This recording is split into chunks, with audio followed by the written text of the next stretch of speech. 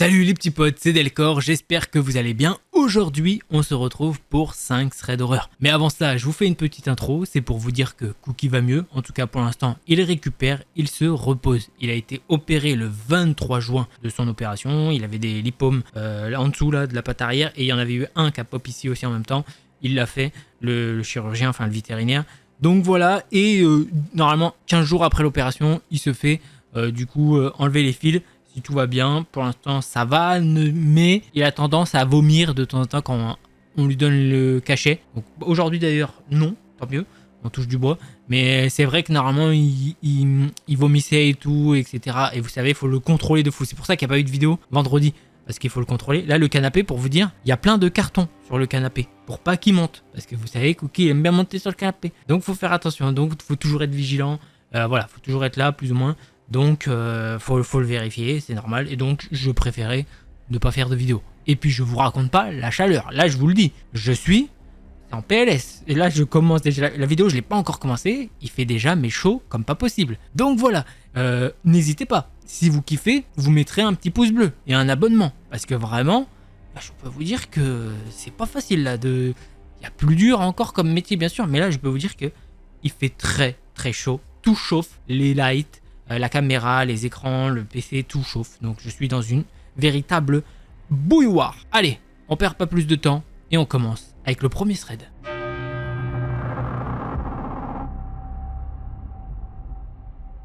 En deuxième année d'université, Noé va à une fête sur le campus au département d'écriture créative. Il est bourré de nourriture et la scène est nulle. Alors il prend juste quelques encas et s'éclipse. En retournant dans sa chambre, il réalise qu'il est complètement défoncé. Probablement le plus haut niveau qu'il ait atteint de sa vie jusqu'à ce moment-là. Il fait très sombre dehors, sûrement autour de 20 h. Les rues sont presque désertes malgré l'heure relativement tôt. Sans doute parce qu'il fait une chaleur torride et que personne ne veut traîner dehors. En passant devant un dortoir dans lequel il ne vit pas, un homme surgit de l'obscurité et lui lance « T'es déjà dit que tu ressemblais à Jésus, mec ?» Noé est totalement paumé, il n'a jamais vu ce gars de sa vie. Il essaye de se rappeler s'il le connaît de quelque part, mais être défoncé rend toute l'interaction encore plus surréaliste. Non, je pense pas, je suis désolé.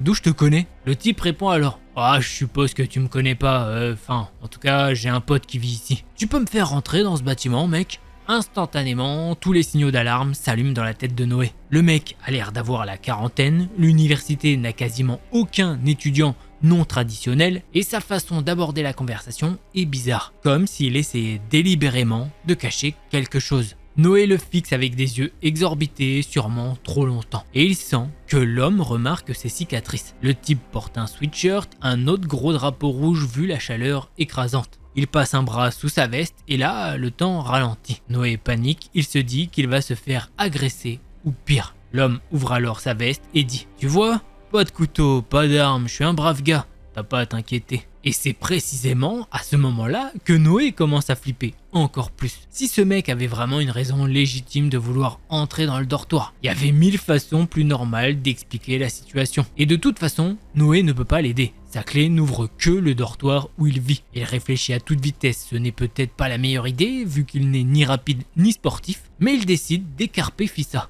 Noé détale à toute allure sans oser regarder derrière lui. Il court et court encore, et il ne jette un œil derrière lui que lorsqu'il atteint enfin son propre bâtiment. Le type ne semble pas l'avoir suivi. Quelques jours plus tard, Noé passe au poste de police du campus. Il écrit pour le journal de l'école, alors il a l'habitude de demander aux officiers s'il y a eu des événements intéressants à couvrir. Et là, l'agent avec qui il parle d'habitude lui raconte qu'ils ont arrêté un homme qui essayait de s'introduire dans un dortoir. Le même dortoir où Noé a croisé le type étrange. Noé demande si la description correspond et c'est bien lui. Apparemment, le gars avait une ex qui vivait là. Elle avait 15 ans de moins que lui et il lui avait envoyé un texto pour dire qu'elle rompait. Lui, il a essayé d'entrer pour la confronter. Un autre officier l'a surpris en train d'essayer d'ouvrir une fenêtre au rez-de-chaussée. Peut-être 20 minutes après que Noé ait pris la fuite. Avec le recul, Noé culpabilise un peu de ne pas avoir prévenu la police du campus. Mais sur le moment, appeler les flics n'était même pas une option dans son cerveau. Et il ne voulait surtout pas être entouré de keufs en étant défoncé. Il est juste content que personne n'ait été blessé.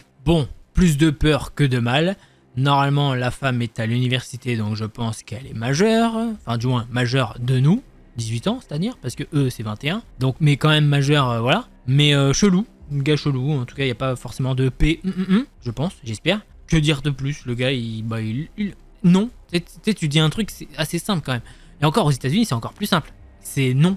N-O, enfin no. Donc c'est encore plus simple à comprendre. Mais apparemment, pas tellement. Bon, allez, prochain thread.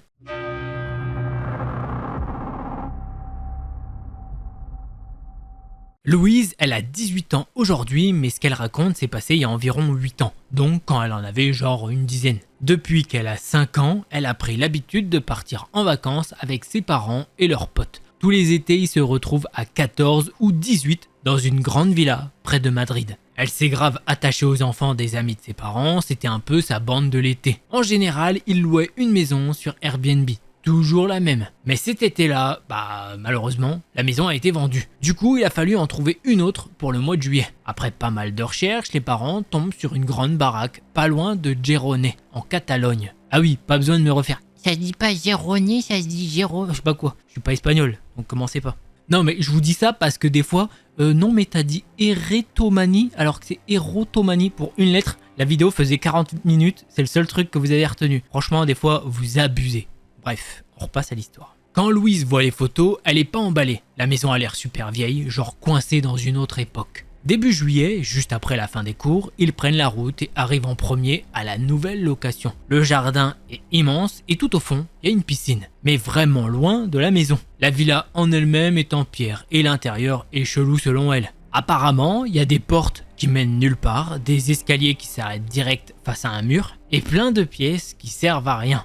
Genre 2 salles de billard alors que personne ne joue au billard. Les chambres, elles sont énormes. Celle de Louise a un plafond super haut, du carrelage blanc au sol et une immense penderie. Côté meubles, il y a juste un lit double et une coiffeuse. Pendant que ses parents déchargent la voiture, elle se fait grave chier. Il fait une chaleur à crever et elle préfère attendre ses potes avant d'aller piquer une tête. Et là, va savoir pourquoi, elle a l'idée de monter au 3e étage. Elle ouvre une fenêtre, sûrement pour mater la vue sur le jardin, sauf que, non, ce qu'elle voit, c'est pas un paysage. En fait, juste devant elle, il y a un carré de sol au milieu de l'étage, entouré de 4 murs avec 4 fenêtres, dont celle qu'elle vient d'ouvrir. Bizarre, mais elle reste pas longtemps là-haut, elle redescend vite fait. Les autres finissent par arriver, et les premiers jours, c'est un peu le flou. Bronzette, baignade, rigolade avec les copains. Et puis un soir, alors qu'elle rentre de la plage avec sa mère, sa meilleure pote de toujours, Lilia, lui raconte un truc trop chelou. Pendant que Louise était à la plage, le reste du groupe a vu, au loin, à l'autre bout du champ désert à côté de la maison, une file d'enfants. Ils se tenaient tous par la main, sortis de nulle part, et ils ont formé une ronde autour de l'antenne électrique. Et là, pendant 40 minutes, ils ont tourné autour, sans en dire un mot. Louise, elle rigole, elle y croit pas du tout, mais le soir, elle fait un cauchemar. Elle se souvient plus vraiment du rêve, juste qu'elle flippait à mort à cause de la penderie, au point d'en pleurer. Quand elle se réveille, elle est figée, elle a super froid. Elle veut aller chercher sa mère pour se rassurer, mais elle voit flou. Et là, elle capte un truc. Elle est pas dans son lit, elle est par terre. Elle réalise qu'elle est dans le jardin, loin, la maison est au fond. Ses mains sont couvertes de terre sèche. Il fait nuit noire, mais le ciel est blindé d'étoiles. Elle panique, court jusqu'à la maison et rentre discrètement. Elle en parle à personne. Les jours qui suivent, elle est sur les nerfs, elle flippe un peu. Un après-midi, elle est au 3e étage avec Nathan, un pote, et il joue au Playmobil dans le grand couloir. Il est genre 18h, tout le monde est dehors en mode apéro. Et là, elle se dit qu'elle va lui montrer ce fameux carré au milieu des 4 fenêtres. Nathan veut y aller, mais elle le retient. Et ils redescendent. Plus tard dans la soirée, elle remonte toute seule chercher son doudou qu'elle a oublié, et c'est là que ça part en vrille. Elle entend un bruit sourd de l'autre côté de la fenêtre floue, genre quelqu'un qui toque. Elle panique, elle ouvre la fenêtre, et y a personne. Elle court dans sa chambre, et là, toutes les fenêtres de la maison se mettent à toquer en même temps. Il y a des bruits partout. Elle flippe de fou, elle se cache sous ses draps, et finit par s'endormir comme ça. Et le lendemain matin, elle se réveille, encore en sueur, mais pas dans son lit. Elle est encore par terre, mais cette fois, c'est pas dans le jardin. Elle est dans le patio, au 3e étage de l'autre côté de la maison. Elle se relève direct, choquée, les fenêtres sont toutes fermées de l'extérieur. Elle panique, tape sur les vitres, hurle et au bout d'un moment, qui lui semble durer une éternité, quelqu'un l'entend pleurer. Sa mère arrive paniquée et ouvre la fenêtre. Le lendemain, tout le monde en parle et le surlendemain, il décide de plier bagage. Apparemment, Louise n'est pas la seule à avoir vécu des trucs bizarres dans cette maison. Aujourd'hui encore, elle y pense. Le pire, c'est qu'elle a besoin de comprendre. Elle a essayé d'en reparler avec ses amis d'enfance. Mais personne ne s'en souvient. Comme si tout le monde avait zappé l'histoire. Alors forcément, elle pige pas. Pourtant, elle est pas somnambule et depuis qu'ils ont quitté cette baraque, elle s'est jamais réveillée ailleurs que dans son lit. Mais aujourd'hui, elle a peur et surtout, elle a besoin de réponses. C'est comme ça que se termine ce petit thread. Effectivement, au début, tu peux te dire qu'elle est somnambule, mais apparemment, si elle a jamais eu d'autres crises, alors peut-être, bon, je suis pas psychologue, hein, donc peut-être qu'effectivement, le fait que tu sois pas chez toi, ça peut déclencher plus de crises comme ça. J'en sais rien, vraiment. Ou effectivement, c'est très bizarre. Pourquoi il y avait des enfants? Au début, je me suis dit, ils sont en rond autour d'un truc, mais pendant 40 minutes, ça commence à faire beaucoup. Hein. Donc chelou, peut-être il y a des incantations, je sais pas, c'est trop bizarre. Belle histoire.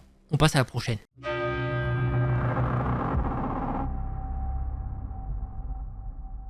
Alors, juste avant que commence ce thread d'horreur, n'oublie pas, un petit pouce bleu et un abonnement, ça aide énormément. Pour mettre les choses en contexte, c'est arrivé l'année dernière, vers février. J'avais 17 ans et je suis une fille. C'était un jour comme ça, je venais de finir l'école et j'étais à la maison. J'ai toujours eu très peur quand je suis seul à la maison, mais ce n'est pas toujours le cas. Parfois ça me prend, je me sens très mal et tellement paranoïaque. Je vais juste vous décrire comment est fait mon couloir pour que vous compreniez. Au début du couloir, il y a ma chambre à gauche, après il y a la chambre de mes parents, toujours à gauche, et au bout, il y a la salle de bain qui fait également toilette. La porte de la salle de bain est bizarre car il y a une fenêtre incurvée, donc si je suis dans la salle de bain, je peux voir les mouvements, et inversement. Si je suis dehors, je peux voir les mouvements de l'intérieur, mais ce n'est pas très clair. Bref, j'étais dans ma chambre et j'ai décidé d'aller aux toilettes qui sont dans la salle de bain. Et une fois à l'intérieur, je n'ai pas fermé la porte, j'étais seul. Et puis j'ai entendu un bruit, venant de la chambre de mes parents.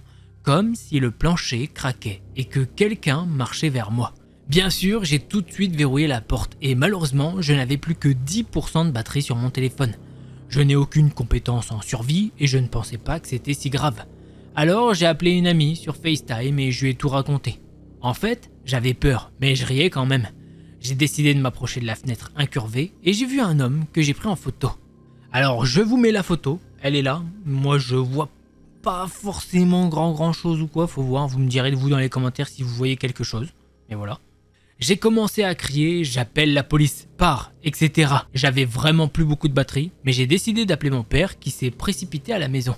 Mais malgré tout, je n'avais plus de batterie et je devais juste prier pour que mon père rentre vite. J'avais tellement peur que j'imaginais que lorsque mon père ouvrirait la porte d'entrée, l'homme lui sauterait dessus ou quelque chose comme ça. Au bout d'environ 45 minutes, assise sur les toilettes, tenant la porte au cas où l'homme essaierait de la pousser, mon père est arrivé. Et croyez-moi, j'ai entendu le plancher craquer à nouveau. Puis mon père m'a dit que je pouvais sortir, et rien, vraiment rien. Aucune fenêtre n'était ouverte, ni rien. Enfin, c'était mon histoire et j'y repense souvent. Est-ce que j'ai tout imaginé? Est-ce qu'il s'est vraiment passé quelque chose? Pour info, je ne suis vraiment pas dans le surnaturel. Et voilà, c'est comme ça que se termine cette toute petite histoire. Mais la personne a peut-être fait un peu de pareidolie. Vous savez que la photo, là, comme les vitres elles sont hyper opaques, chelou, ça déforme un peu tout, donc il y a un monde où c'est ça. Après, le bruit de parquet, bah, si t'es un peu paranoïaque, tu peux imaginer des choses, donc voilà. Hein. Je ne sais pas. Je sais pas. C'est quand même bizarre qu'il n'y ait pas eu de fenêtre ouverte, parce que s'il y avait quelqu'un, il serait barré, et s'il a, comment il a refermé la fenêtre, quoi. C'est un peu bizarre. Donc ouais, allez, prochain thread.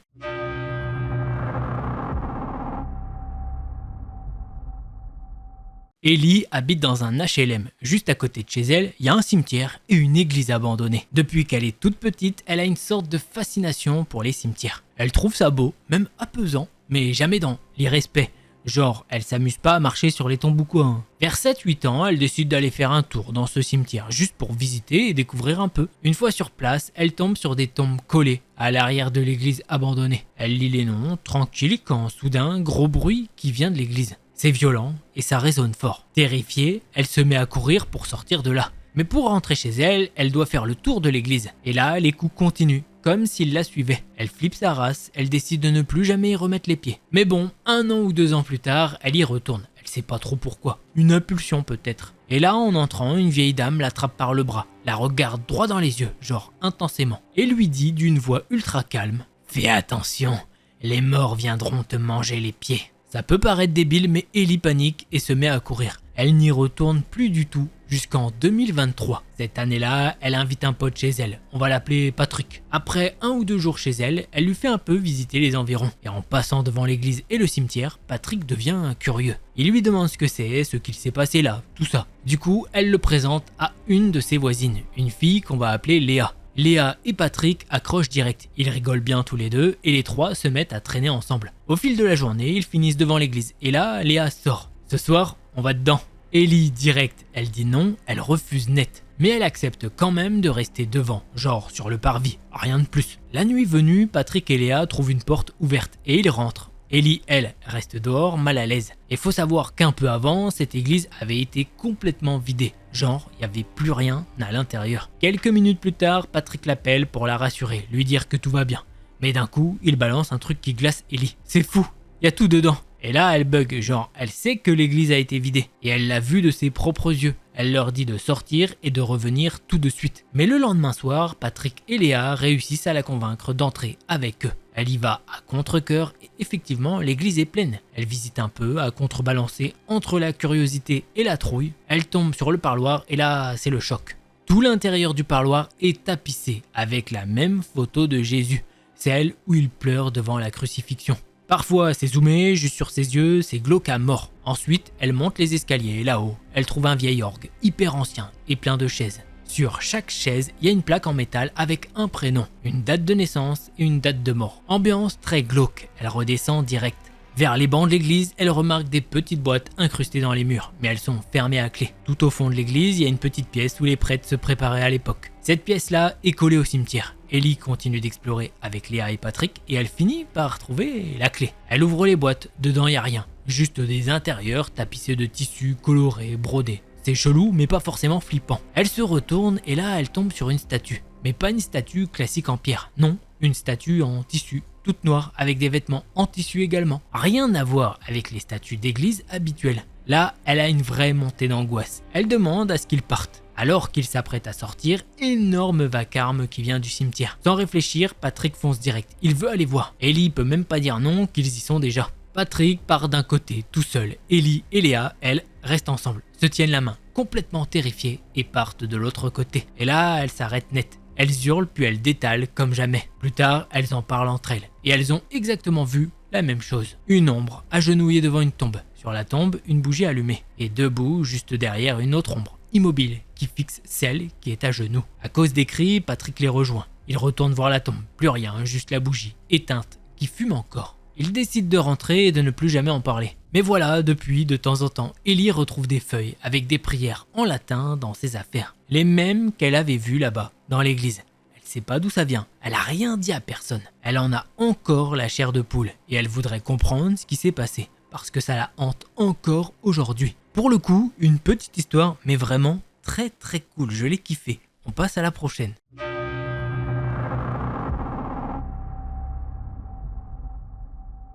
La semaine dernière, Sophie et son meilleur pote ont fait une découverte horrible en pleine forêt. Et le plus fou, c'est que c'est pas la première fois qu'il leur arrive un truc chelou là-bas. Il y aurait carrément de quoi faire un autre récit juste pour la première histoire. Bref, à chaque fois qu'elle part en balade avec sa jument dans cette forêt, elle passe devant une vieille propriété complètement à l'abandon. Il n'y a pas longtemps, elle apprend que c'était une ancienne résidence d'un garde-chasse de l'ancien régime, abandonnée depuis la Révolution, carrément. Le domaine est divisé en 3 parties, la maison du roi et de sa cour, la maison des domestiques et une cabane où ils découpaient le gibier. En passant devant, elle remarque souvent que les fenêtres, les portes ou même le portail sont ouverts ou fermés, comme si quelqu'un y passait de temps en temps. Faut dire, c'est le spot parfait pour faire de l'urbex ou se faire des petites frayeurs nocturnes. Sophie, elle est fan d'histoire, donc forcément, elle se dit qu'il faut qu'elle aille explorer ça. Mais bon, étant une meuf, pas question d'y aller solo, c'est mort. Du coup, elle embarque son meilleur pote. Il commence par la cabane et là direct, il capte que l'endroit a été laissé à l'abandon, à l'arrache. Tout le matos de chasse est encore là, sauf les gring gring gring, sûrement récupérés par la gendarmerie qui fait des rondes de temps en temps. Il y a encore des crochets pour découper les bêtes accrochées au plafond, des os de chevreuil, de sangliers. Le mood est ultra glauque, donc il traîne pas trop et file vers la maison des domestiques. Pareil, tout est en mode friche, mais rien de vraiment ouf à découvrir. En sortant, son pote commence à se foutre gentiment de sa gueule. Franchement, t'exagères, y a rien de flippant. C'est pas dans un endroit comme ça que tu tomberais sur un cadavre. Sophie, aujourd'hui, elle espère qu'il a compris ce que ça veut dire de tourner sa langue 7 fois dans sa bouche avant de parler. Parce que là, il se dirige vers la dernière baraque, celle du roi. Beaucoup plus galère à atteindre parce que la porte est bloquée. Ils sont obligés de passer par une fenêtre cassée pour rentrer. Et là, dès qu'ils mettent un pied dedans, une odeur ignoble leur explose au nez. Sophie, elle a fait des TP d'archéo-anthropo à la fac, donc elle sait très bien ce que c'est cette odeur. Elle dit direct à son pote qu'il faut appeler les flics. Lui, il est pas chaud, il veut d'abord vérifier que c'est pas juste une bête crevée parce que bon, si les flics se déplacent pour rien, ils vont pas kiffer. Attention, quand je dis une bête crevée, c'est vraiment lui qui dit ça, c'est pas moi. Il fouille donc dans le rez-de-chaussée, mais rien. L'escalier est pété, mais des squatteurs ont laissé une échelle pour grimper à l'étage. Sophie, elle veut pas monter. Depuis en bas, on voit que dalle, et si jamais il y a un mec là-haut, ils sont complètement vulnérables. Mais son pote, lui, il grimpe sans trop réfléchir. Une fois qu'il est sûr que c'est safe, il lui fait signe de monter. Et là-haut, l'ambiance est encore plus chelou.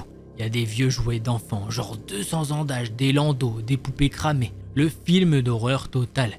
Et l'odeur, elle est encore plus forte. Au fond de la pièce, il y a une énorme armoire avec une porte à moitié entrouverte. Et de cette porte coule un truc visqueux. Là, Sophie, elle se dit stop, elle en peut plus. Elle chope son téléphone et appelle la gendarmerie direct. Pendant ce temps, son pote s'approche de l'armoire, l'ouvre et là, malheureusement, il y a un chat qui en sort d'un coup. Il hurle comme jamais, Sophie, elle croit qu'elle a jamais crié aussi fort de sa vie. Mais le pire reste à venir, parce qu'à l'intérieur, il y a bien le corps d'une femme. Elle est là depuis des semaines et le chat, visiblement, était en train de s'en nourrir. La gendarmerie débarque super vite. Malheureusement, ils leur donnent pas trop d'infos. Tout ce qu'ils apprennent, c'est que la femme a été étranglée et poignardée une 40aine de fois. Même le journal local reste hyper flou sur l'affaire. Mais Sophie, elle gardera toujours en tête cette image atroce et cette sensation de malaise total en se disant que c'était pas une situation normale. Genre un don de corps à la science comme ce qu'elle a pu étudier à la fac. Non, là, c'est bien un meurtre. Ce qui est dingue, c'est qu'elle a déjà vécu plusieurs histoires flippantes dans sa vie. Des trucs vraiment pas nets et pourtant, il continue de lui arriver des merdes.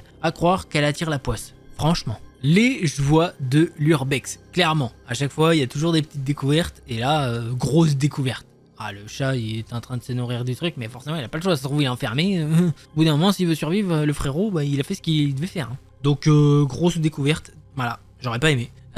J'espère que vous avez kiffé ces threads. Si c'est le cas, vous savez ce qu'il vous reste à faire. Un petit pouce bleu et un abonnement. Et si jamais vous en voulez plus, je vous invite à cliquer sur l'une de ces deux vidéos là. Allez, c'était Delcor. En attendant la prochaine vidéo, portez-vous bien. Tchuss les petits potes.